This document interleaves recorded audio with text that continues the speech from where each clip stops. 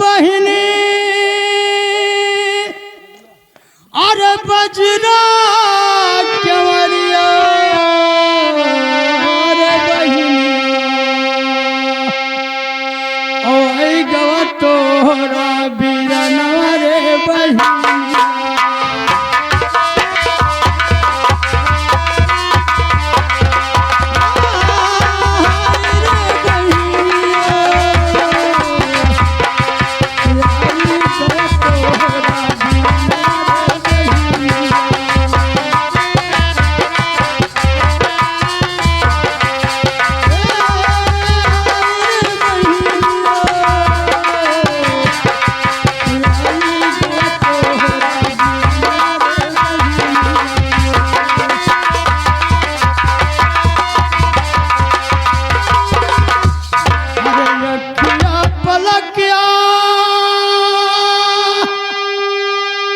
हर खोली के देखो बहिनी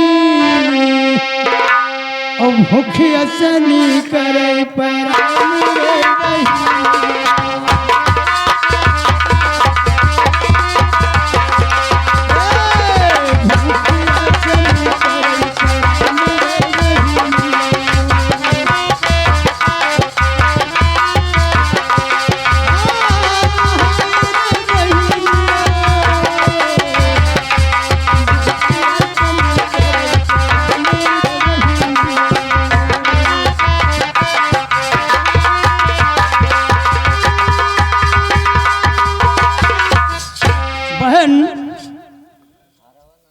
बहन आप केवारी खोल दो और अपने बिरन को छीन लो। आपका भाई आपके दरवाजे पर खड़ा है बहन। किन्नीलाल दरवाजा केवारी खोल करके मुझको पहचान लो और मुझको भोजन दो बहन। भूख से मेरा प्राण जाता है।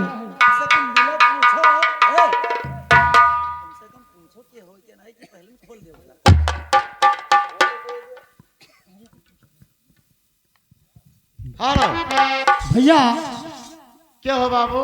देखिए मैं विक्रमाजीत हूँ भैया। विक्रमाजीत? हाँ भैया। मने तो हरन घात विक्रमाजीत रहे भैया। मैं कुछ मुसीबत का मारा हुआ इंसान हूँ भैया। वो हाथी घोड़ा चढ़ के आवत रहे। हाँ ठीक है भैया, मैं मानता हूँ, लेकिन कुछ मेरा टाइम इस वक्त गड़बड़ चल रहा है भैया। और जहाँ हमारे बहन से बोल दो कि आपका भाई दरवाजे पर खड़ा है, उसको पहचान लो और भूखा है उसको भोजन दो। हम हो जाए कहे तो मार डाला जाए। नहीं भैया। कहा कि दलित दरवा हमार भाई बतावत है। नहीं भैया, मैं अपनी बहन से बताऊंगा। हमारा बहन जैसे ही देखेगी तैसे मुझको पहचान लेगी। आप और जाऊंगा। महारानी की जय हो। खुश रहो दरबारी। महारानी जी कहिए। आपका भाई उज्जैन शहर से आ रहे हैं। उन्हें बताया था कि हमने विक्रमाजीत हुई, लेकिन हमें लागत नहीं है। हमें लागत है कि वो दलिद्दर हुए। क्या हमारे भाई साहब आए हैं? हमें विश्वास ही नहीं पड़त है। वह कहता है कि हम उज्जैन शहर का राजा विक्रमाजीत हुई। तो ठीक है, अगर हमारे भाई साहब आए हैं तो जाओ उन्हें प्रेम के साथ लेके आओ। ठीक है, मैं और लाऊंगा। चलिए बाबू जी।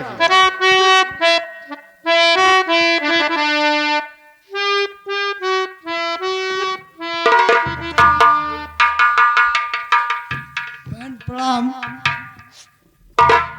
दरबारी, तुम तो बता रहे थे कि तुम्हारे भाई आए हैं, ये तो पता नहीं कहाँ का भीख मंगा लगता है। अरे मालकिन यहाँ तो हमें विश्वास नहीं पड़ता रहा। तुम तो हमारे भाई को बता रहे थे कि तुम्हारे भाई आए हैं। लेकिन ये कहते रहे कि उज्जैन शहर का राजा विक्रमाजीत हुई। नहीं दरबारी, अरे हमारे भाई तो बहुत बड़े करोड़पति है, एक राजा है, क्या हमारे दरवाजे पे भिखारी बनकर के आएंगे? ऐसा नहीं हो सकता है। बहन नहीं पहचान लो, मैं आपका भाई विक्रमाजीत सचमुच हूँ बहन।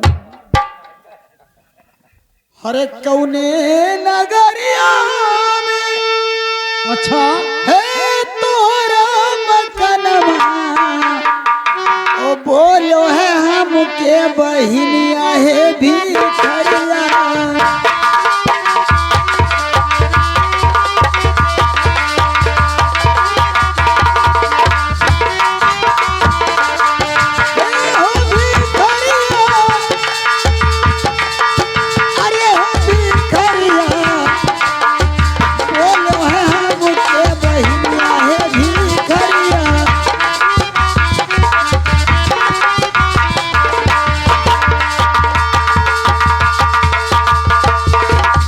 काहे होवे अरे तोरा पिताजी के नमवा, का होवे तोहरा नाम हो भिखरिया।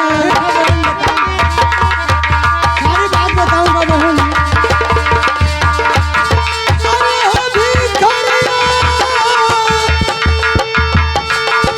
हो भिखरिया, का होवे नमवा तोहार है भिखरिया।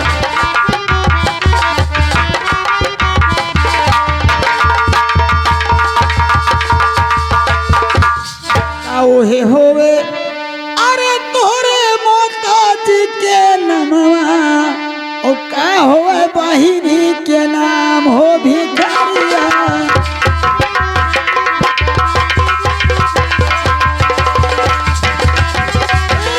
भिखरिया, अरे हो भिखरिया, का होवे बहिनी के नाम हो भिखरिया।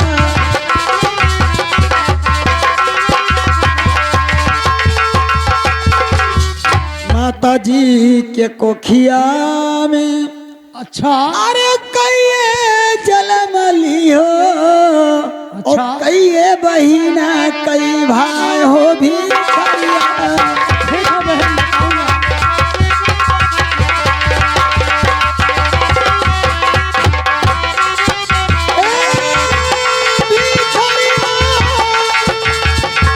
अरे हो भिखरिया, कईए बहिना कई भाई हो भिखरिया।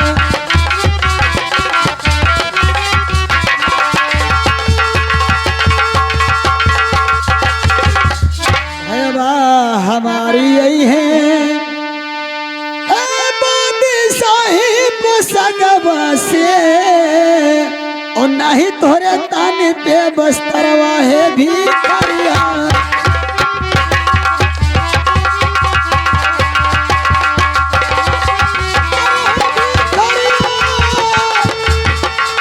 ए हो भिखरिया, नहीं तोरे ताने पे बस्तरवा हो भिखरिया।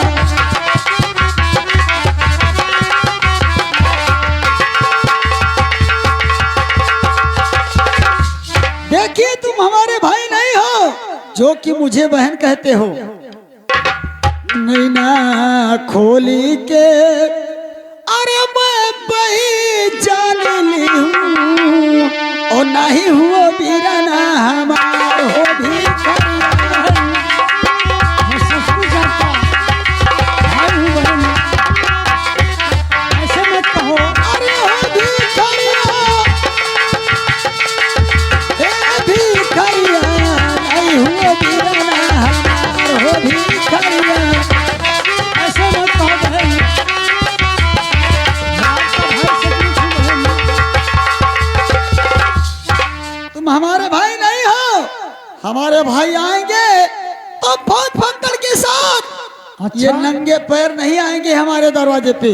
अच्छा ठीक है बहन, सुन लीजिए, जो जो आप मुझसे पूछा है वो आप जान लीजिए बहन। अरे उज्जैन सहरिया में कंधर चली राजा, और जति कवे हुए छतरिया रे बहिन।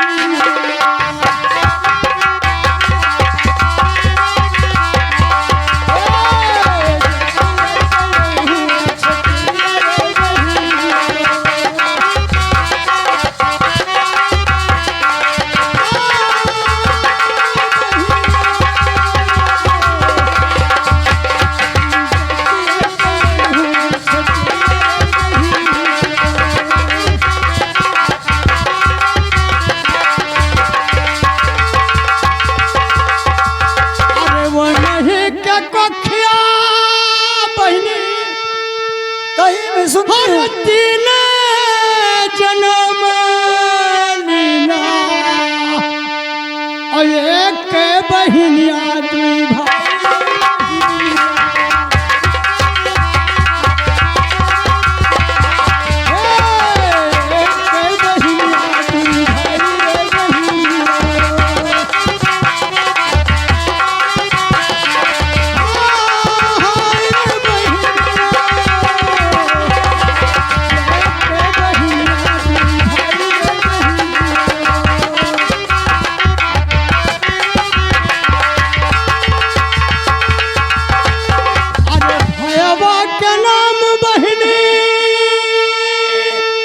बहन कहिए, सुनती हूँ। हर राजा भरतरी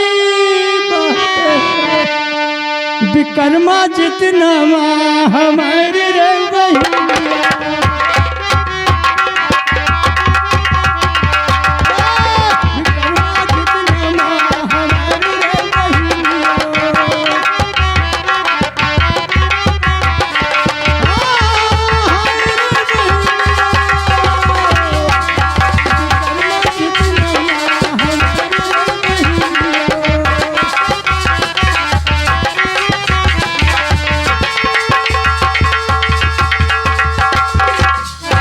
कर्मा जितना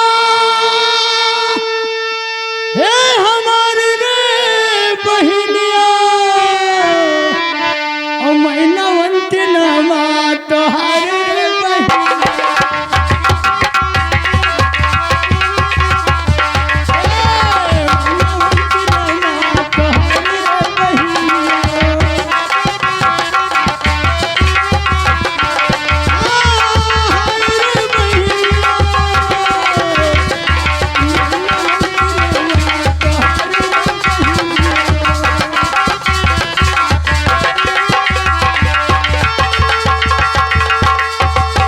तोहरे है अखिया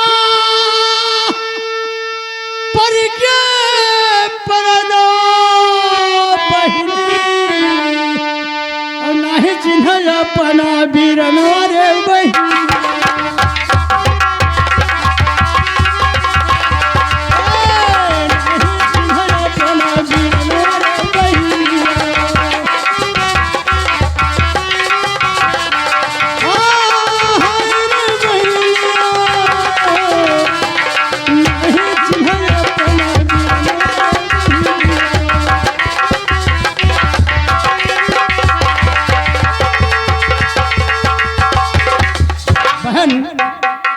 मैं आपका भाई विक्रमाजीत हूँ।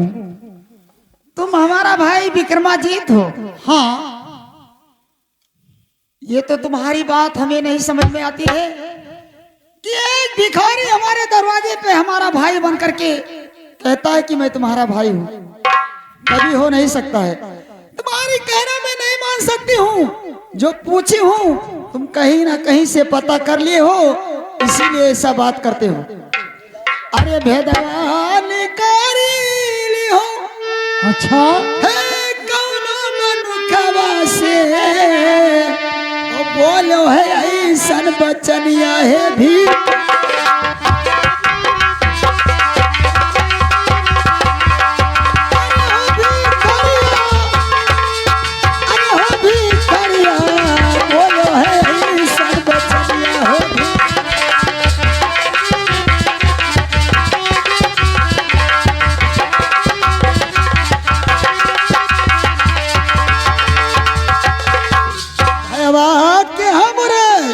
अच्छा अरे जो तू देख ले ओ हिली है 3200 तोरा दांत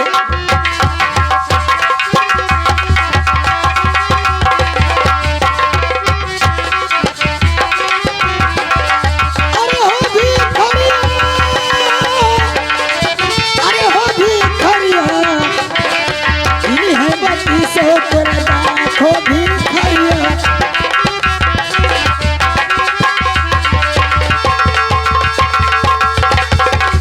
और यही सा काम है तुहारे पर कैले और चलायो हमरे दरबार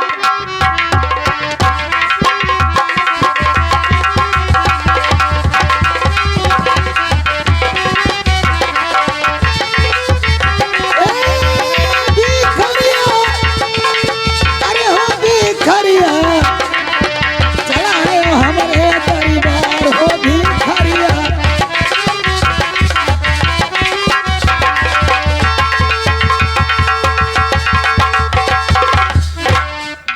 तमीज हमारे भाई बनकर के आए हो क्या तुम्हारे कहने से मान जाऊंगी कि हमारा भाई हो बहन हमारे भाई तुम्हारे जैसे नहीं हमारे दरवाजे पे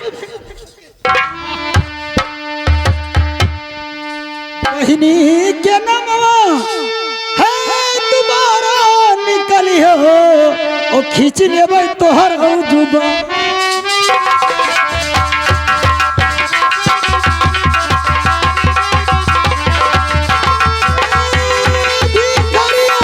अरे हो भिखरिया खींच लेबै भिखरिया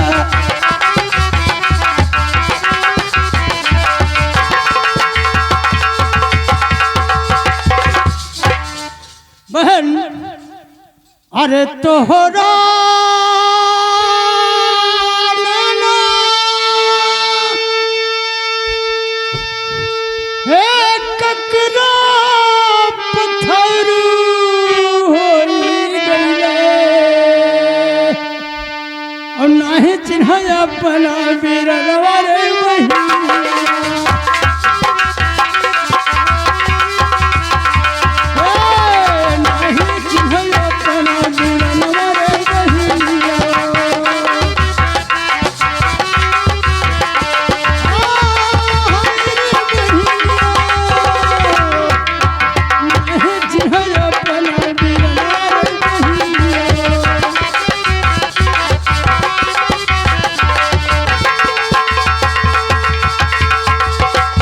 मुखिया के मारे बहनी क्या भूल गई है परनो हमरा ओ हमका भजना करावे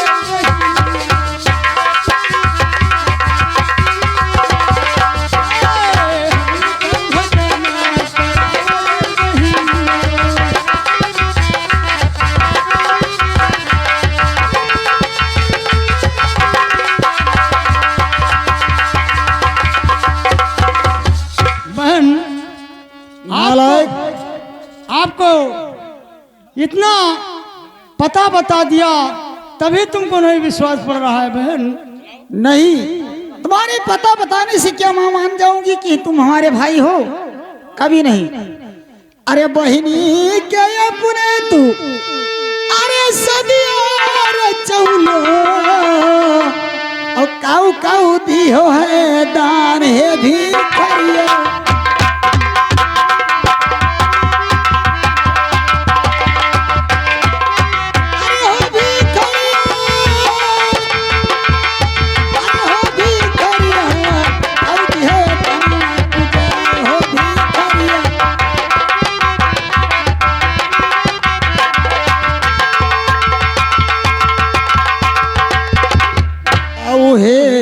देहलो तुम है बउआ पुजाई ओ सही सही बातिया बताओ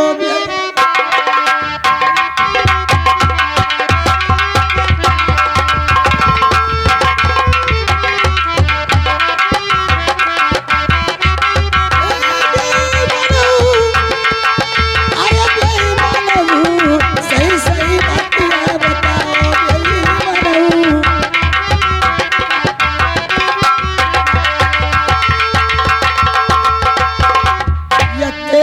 खुराकी अरे भोजनवा के खातिर और बहिनी के रिश्ता लगायो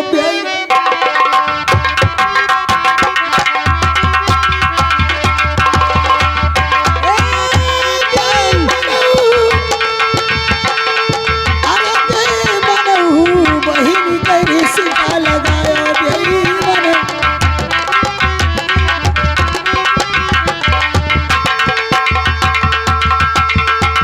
नहीं पता तुम्हें अरे किसकी घर की रनिया ओ बहिनी बहिनी कही के बुलाओ बेई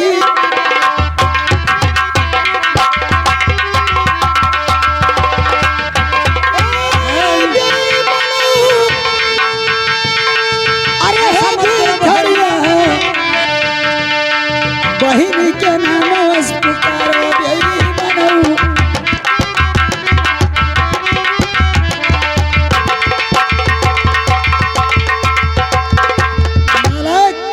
तुम्हें अगर भोजन की जरूरत थी तो हमारे नौकरों से तुम्हें मिल जाता बहन की रिश्ता लगाने की क्या जरूरत है?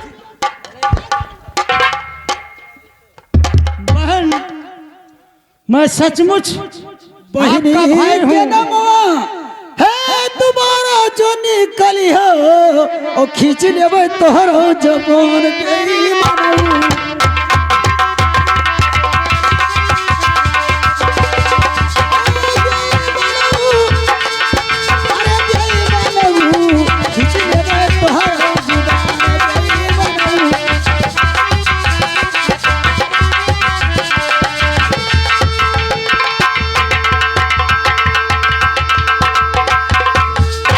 तुम्हें केवल भोजन की जरूरत है तो हमारे नौकरों से मिल जाएगा लेकिन इस समय बहन की रिश्ता लगाना नहीं है तुम्हें कि अपने जुबान से मुझे बहन कहो कभी नहीं। देखिए बहन हमारा बहन आप हो तो मैं बहन कहकर जरूर बुलाऊंगा मैं दूसरा कहकर नहीं बुलाऊंगा बहन मुझे भोजन दीजिए बहन भूख से मेरा तड़प रहा है प्राण अरे बुच्चही भजनिया पौआ पुजाई देहले और जवार भवार दी कुकुर बही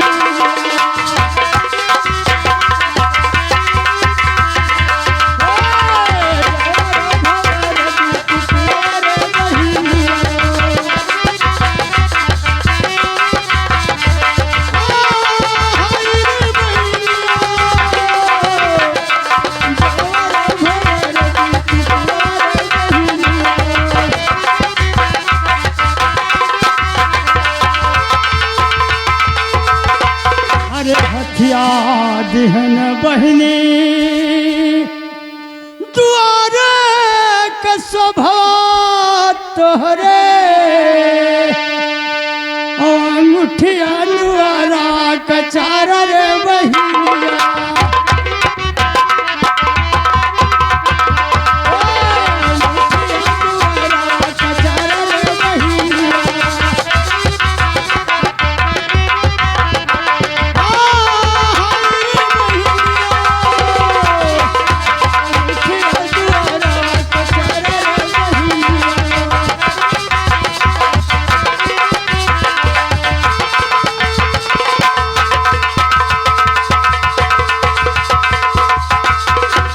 देखिए बहन पहचान लीजिए मैं आपका भाई विक्रमाजूत सचमुच हूँ भाई बहन तुम्हें ए मलकिन, ये दलित दरो तार भाई हुआ है। तुम्ही तो घर में ला करके इस कमीने को हमारा कर दिया। कमीने तुम्हें पता है घर में रहता है बाहर रहता है? भिखमंगा को तुमको घर में क्यों लाने की जरूरत थी? तुम तो कह रहे थे कि भाई हो हमारे। ऐसे ऐसे फकीर, ऐसे ऐसे भिखमंगा हमारे भाई आ जाएंगे महल, तो महल में इनको लेकर